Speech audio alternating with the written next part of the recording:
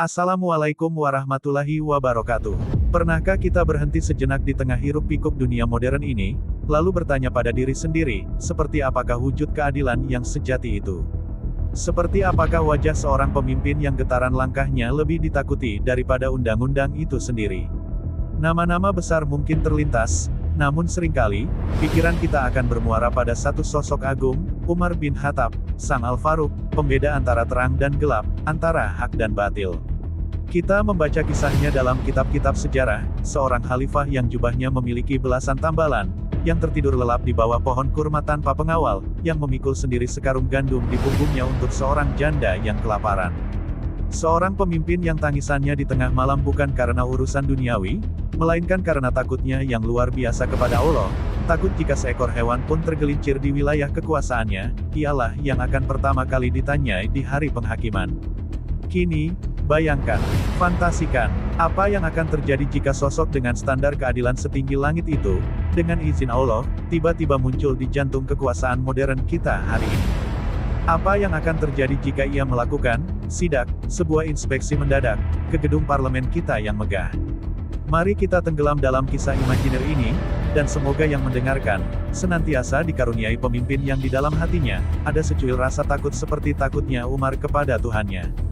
Di tengah simfoni klakson dan deru mesin Jakarta yang tak pernah tidur, di depan gerbang raksasa kompleks Parlemen Senayan, hari berjalan dalam ritme yang sudah biasa. Mobil-mobil mewah berlogo bintang 3 meluncur mulus, kaca-kaca gelapnya menyembunyikan penumpangnya dari sengatan matahari dan tatapan rakyat. Para jurnalis menunggu dengan sabar, berharap mendapat satu pernyataan yang bisa menjadi berita utama. Para staf berlalu lalang dengan wajah serius, menjinjing tas kulit dan tumpukan dokumen yang akan menentukan nasib jutaan manusia. Lalu, itu terjadi. Tanpa pertanda, tanpa suara, seolah udara di satu titik terbelah dan melahirkannya. Sesosok pria tinggi besar muncul begitu saja di trotoar. Ia tidak datang dari mobil manapun, tidak pula berjalan dari kejauhan. Ia prosto ada di sana. Ia berdiri tegak, memandang gedung-gedung raksasa di hadapannya dengan sepasang mata elang yang tajam. Pakaiannya begitu sederhana, jubah dari kain kasar yang warnanya sudah pudar, dengan beberapa tambalan yang dijahit dengan benang tebal yang kontras. Di tangannya yang kokoh, tergenggam sebatang tongkat kayu yang tampak lebih agung dari tongkat komando manapun. Asap knalpot yang pekat terasa asing di paru-parunya. Suara bising kota ini adalah anomali bagi telinga yang terbiasa dengan kesunyian gurun dan lantunan ayat suci. Para petugas keamanan yang berjaga di pos, yang terlatih untuk mengenali setiap potensi ancaman, hanya bisa menatapnya dengan bingung. Data mereka, insting mereka, pelatihan mereka, semua tidak bisa mendefinisikan sosok ini. Ia tidak membawa senjata, tidak berteriak, tidak melakukan gerakan mencurigakan. Namun ada sesuatu yang berbeda darinya. Sebuah haibah, sebuah aura wibawa yang tak bisa dijelaskan dengan kata-kata, yang membuat niat untuk menegur atau mengusir seolah mencair sebelum sempat terbentuk. Pria itu mulai melangkah maju. Langkahnya mantap dan berat. Setiap hentakan tongkat kayunya di atas aspal panas seolah mengirim getaran aneh, getaran yang membersihkan. Para petugas yang hendak maju mengadang, entah mengapa, merasakan lidah mereka keluh dan kaki mereka seolah terpaku di tanah. Salah satu dari mereka mencoba mengangkat radio panggilnya, namun tangannya gemetar, seolah sedang mengangkat beban yang teramat berat. Mereka hanya bisa menatap saat sosok asing itu melewati mereka tanpa menoleh, melintasi taman hijau yang terawat rapi, dan menaiki anak tangga marmer yang berkilauan menuju lobi utama Gedung Nusantara. Di dalam lobi yang dingin dan mewah itu, di bawah kerlip lampu kristal raksasa yang menggantung seperti galaksi buatan, sosoknya yang sederhana menjadi sebuah paradoks yang menusuk mata. Lantai marmer yang mengkilap memantulkan bayangan jubahnya yang bertambal. Beberapa staf dan pengunjung yang sedang berbincang, sontak berhenti. Seorang pelobi dengan setelan jas mahal yang sedang tertawa di telepon, tiba-tiba tawanya mati di tenggorokan saat tatapan mata pria itu sekilas menyapunya. Mereka merasakan aura yang membuat bulu kuduk berdiri. Aura keadilan dan ketegasan yang seolah sudah lama sekali pergi dari gedung itu, kini telah kembali pulang. Itulah dia, Umar bin Khattab. Entah bagaimana, dengan izin Allah, ia telah melintasi lorong waktu untuk sebuah sidak yang akan tercatat selamanya dalam sejarah nurani bangsa ini. Umar melangkahkan kakinya di atas karpet tebal yang empuk, yang menelan suara langkahnya. Matanya mengamati pilar-pilar raksasa yang menjulang ke langit-langit, dinding berhias ukiran Jepara, dan deretan foto para pemimpin yang tergantung rapi dengan senyum terbaik mereka. Ia terdiam sejenak, benaknya mungkin membandingkan semua kemegahan fana ini dengan Masjid Nabawi di masanya, yang atapnya dari pelepah kurma, alasnya dari pasir, namun dari sanalah cahaya keadilan memancar ke seluruh dunia. Langkahnya yang tanpa ragu membawanya ke sebuah lorong panjang di mana pintu-pintu ruang kerja anggota dewan berjejer rapi. Sebagian besar pintu mahoni itu tertutup rapat. Suasananya begitu senyap, begitu tenang, padahal jam masih menunjukkan waktu produktif untuk bekerja bagi rakyat. Ia berhenti di depan sebuah pintu dengan plakat nama dari Kuningan yang terukir mewah. Tanpa mengetuk, ia mendorongnya dengan lembut. Pintu itu tidak terkunci. Di dalamnya, ruangan itu kosong. Pendingin udara menyala dalam sunyi, menyemburkan hawa dingin yang sia-sia. Layar komputer menampilkan wallpaper pemandangan indah, namun kursinya kosong. Di atas meja, tergeletak setumpuk proposal dan aspirasi warga yang belum tersentuh. Umar bergumam pelan, suaranya berat dan dalam, getarannya seolah membuat udara di ruangan itu menjadi padat, di manakah wakil yang telah bersumpah atas nama Tuhan untuk mewakili rakyatnya? Apakah sumpahnya menguap bersama udara dingin dari alat ini? Ia melanjutkan perjalanannya, langkahnya yang tanpa suara kini terasa seperti langkah seorang hakim yang sedang memeriksa bukti. Langkahnya terhenti di depan sebuah kantin atau restoran mewah yang disediakan di dalam kompleks itu. Dari balik pintu kaca, ia melihat pemandangan yang kontras. Beberapa orang yang ia tahu dari pakaian dan sikapnya adalah para anggota dewan, sedang menikmati hidangan makan siang yang begitu mewah. Daging impor, hidangan laut, aneka kue penutup yang berwarna-warni, tersaji di atas piring porselen yang mahal. Tawa mereka terdengar renyah, perbincangan mereka seputar liburan ke luar negeri dan harga properti terbaru, seolah tanpa beban sedikit pun. Umar masuk. Ia hanya berdiri di ambang pintu. Seketika, seperti ada tombol jeda yang ditekan. Tawa itu berhenti. Suara denting sendok dan garpu mendadak lenyap. Semua mata tertuju padanya. Dengan tatapan yang menembus hingga ke dasar jiwa, tatapan yang pernah membuat para jenderal perkasa gemetar, Umar bertanya dengan suara yang tenang namun menggelegar di dalam keheningan.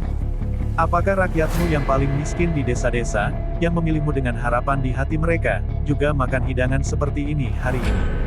Tak ada yang bisa menjawab. Wajah-wajah yang tadinya ceria kini pucat pasi. Sendok dan garpu terasa membeku. Di tangan mereka, makanan yang tadinya begitu lezat, kini tampak seperti bara api di atas piring. Salah satu dari mereka menunduk dalam-dalam, tak sanggup menatap wajah itu.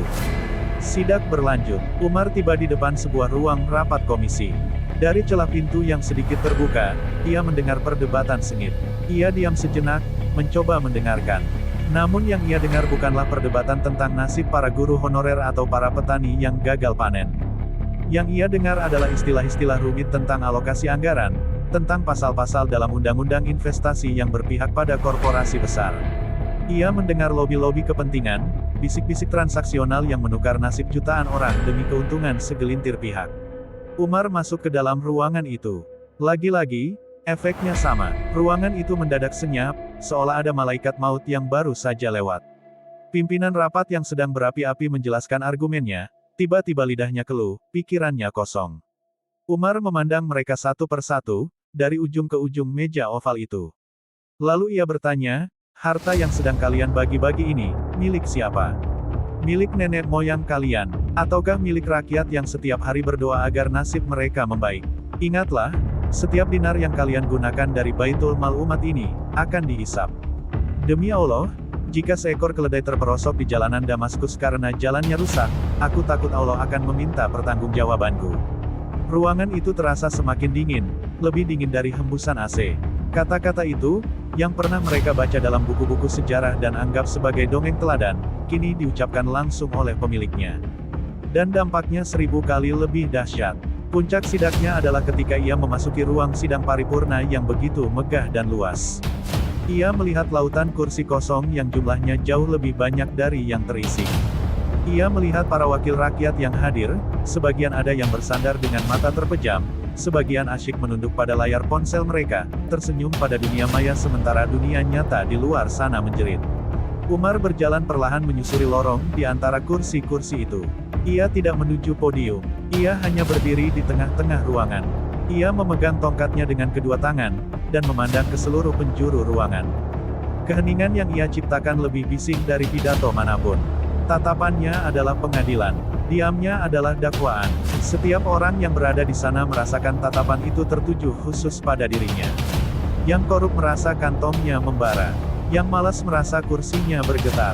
Yang berkhianat merasa sumpahnya kembali terngiang-ngiang di telinga. Lalu, sama misteriusnya dengan kedatangannya, ia pergi. Ia hanya berbalik, berjalan keluar dari ruangan itu dengan langkah yang sama mantapnya. Ia melewati lobi yang kini sepi, menuruni anak tangga, dan saat ia melangkah ke bawah terik matahari Jakarta, sosoknya seolah berkilau sejenak, lalu lenyap di telan keramaian, seolah tak pernah ada. Ia tidak meninggalkan jejak fisik. Tidak ada rekaman CCTV yang berhasil menangkap sosoknya dengan jelas. Tidak ada bukti foto atau video. Namun, ia meninggalkan sesuatu yang jauh lebih abadi. Ia meninggalkan sebuah gema, sebuah luka suci di dalam hati dan pikiran setiap orang yang melihatnya. Para petugas keamanan, para staf, dan terutama, para anggota dewan yang bertatap muka dengannya. Kabar tentang sidak sang khalifah menyebar bukan melalui media massa, melainkan dari mulut ke mulut, dari bisikan di lorong-lorong sepi, menjadi sebuah legenda urban suci di dalam kompleks parlemen. Dan sesuatu yang ajaib mulai terjadi. Perlahan, tapi pasti, seorang anggota dewan yang berada di kantin saat itu, keesokan harinya terlihat turun dari mobil biasa, bukan sedan mewahnya. Ia membawa bekal makan siang. Dari rumah, anggota dewan yang berada di rapat komisi, tiba-tiba menjadi yang paling vokal mempertanyakan setiap pasal dalam RUU Pertambangan, menuntut perlindungan maksimal bagi masyarakat adat. Ia melakukannya bahkan dengan risiko dimarahi oleh ketua fraksinya. Dan di sidang paripurna berikutnya, tingkat kehadiran anggota dewan meningkat drastis. Tak ada lagi yang berani tertidur atau bermain ponsel. Mereka duduk tegap, seolah merasakan ada tatapan mata tajam yang terus mengawasi mereka dari kejauhan. Kisah ini mungkin hanya sebuah angan-angan. Sebuah fantasi. Sayyidina Umar bin Khattab mungkin tidak akan pernah benar-benar datang ke gedung DPR kita. Namun, pertanyaannya bukanlah, apakah ia akan datang, melainkan, apakah semangatnya sudah ada di dalam diri para pemimpin kita. Karena kita tidak butuh sosok Umar secara fisik. Yang kita butuhkan adalah ribuan Umar di dalam nurani setiap pejabat. Sebuah suara hati yang senantiasa melakukan sidak setiap saat. Yang selalu bertanya sebelum menandatangani surat, sebelum mengetuk palu, sebelum mengangkat tangan, apakah keputusan ini untuk rakyat, atau untuk diriku dan kelompokku? Apakah kebijakan ini akan diridhoi Allah, atau justru akan mengundang murkanya? Kebenaran dan keadilan tak akan pernah lekang oleh waktu. Ia akan selalu menemukan cara untuk mengingatkan kita, bahkan jika harus melintasi batas 1400 tahun. Terima kasih untuk yang sudah menonton sampai akhir. Semoga cerita ini menjadi pengingat bagi kita semua, dan terutama bagi mereka yang sedang memegang amanah kekuasaan. Jangan lupa ikuti terus cerita menarik selanjutnya di channel kami. Sampai jumpa. Wassalamualaikum warahmatullahi wabarakatuh.